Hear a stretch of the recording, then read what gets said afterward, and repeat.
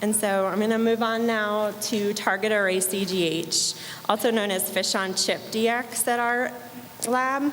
It's a smaller version, or sometimes we joke around and say it's a non-fat, skinny decaf version of the 105K. And we're currently using a design of 60K oligonucleotide probes.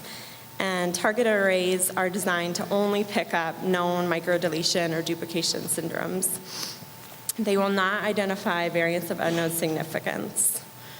And so the indications to refer for sort of a smaller version or targeted array CGH is when there's a suspected diagnosis of a common microdeletion duplication syndrome. A lot of times people are now referring patients as a replacement test for subtelomere fish, and also to confirm certain karyotypes with terminal rearrangements. It is an economical version, priced much lower than the larger genome-wide application, and it will detect all but the smallest and rare abnormalities identified by high-density array CGH. The disadvantages obviously are very similar to the other application. It's not going to find anything balanced. It won't detect low-level mosaicism. Again, also not small DNA mutations such as point mutations. And lastly, we don't have time today to discuss the details of SNP arrays. However, just briefly, this technology is designed to analyze over 2 million probes, or approximately, distributed throughout the whole genome, and it includes several thousand probes that contain SNPs. And this testing allows for DNA copy number changes, including well-defined microdeletion and duplication syndromes, as well as detection of absence of heterozygosity, which is reflective of uniparental disomy, or UPD. I think it's important to remember that it's a common misconception in the array world that bigger is better. I don't agree with that. I think more probes does not necessarily translate all the time to uniform genome-wide high resolution, and that even with 2 million probes, that sometimes you're going to miss small deletions or duplications. And we will soon be offering a SNP array at GeneDx within the next year. However, it'll only be available with the clinical indication of suspected UPD. And so now I'm going to switch gears to discuss different gene-specific deletion or duplication techniques, where the goal of testing is to determine the copy number of a selected gene, exon, or chromosomal region. And the 3 techniques that I will go over are qPCR, real-time quantitative PCR, MLPA, or multiplex ligation-dependent probe amplification analysis, and exon-level array CGH, or as we call it, GeneDx, exon array DX. And so qPCR, I'm going to start there, is also known as CopyDX at GeneDx. It's a technique that amplifies and quantifies a single DNA amplicon per reaction. So this analysis compares the quantity of the target DNA to known controls. And here's a method that's commonly used by qPCR is to confirm abnormal array CGH results.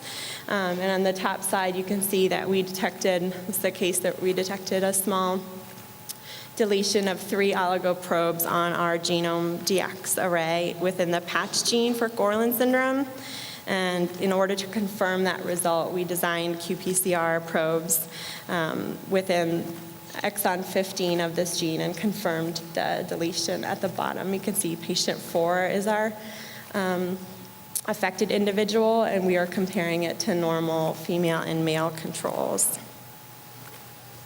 And just to briefly summarize the application for qPCR, it's to screen for full gene deletion or duplications, to confirm array CGH results, or to test for a known familial deletion or duplication.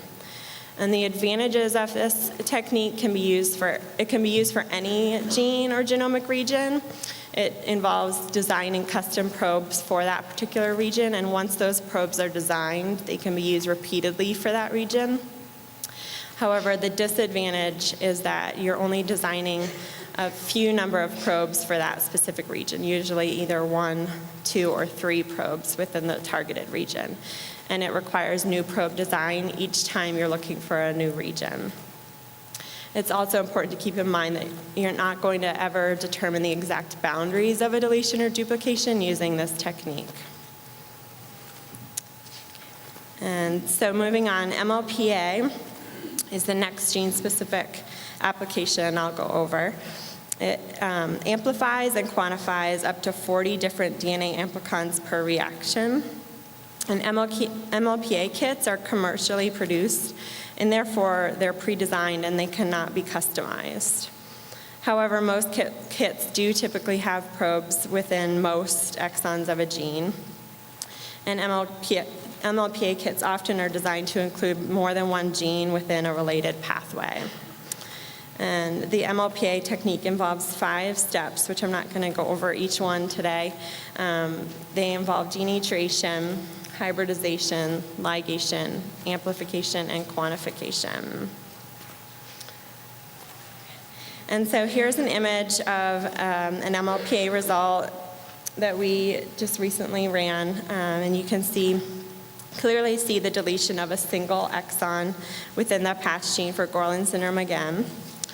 And patch gene deletions of 1 or more exons account for Gorlin syndrome in 30% of patients with negative patch sequence analysis. And just to also show you another MLPA result, again in the same gene. This includes the entire gene. So every probe that was designed within this kit is deleted in this individual in that top image. However, the probes flanking it aren't contiguous genes. And so those are just separate genes within that same kit that aren't flanking the region. And so it's recommended in order to determine how large this how large the patch gene deletion is, to go ahead and order the whole genome array to determine the boundaries of this region. And on our GeneDx array, you can see, well, it's actually really hard to see, but it's a 5.5, quite large genomic deletion within 9q22.32, and includes patch, but also includes 15 genes surrounding that region. So in summary, MLPA should be used to detect full or partial gene deletions or duplications, to confirm array CGH results, and again, to test for known familial deletion or duplications. And the advantages of this technique is that it can detect deletions or duplications in most but not all exons. And you could also, if the kit that you're desiring, or the gene that you're desiring is within a larger pathway, that sometimes the kit will include multiple genes. And the disadvantages, again, is that it doesn't include all exons, and it's only available if there's a commercial kit that's already been designed. And again, the previous case outlined the other disadvantage, that the exact boundaries of a whole gene deletion or duplication cannot be determined by this technique.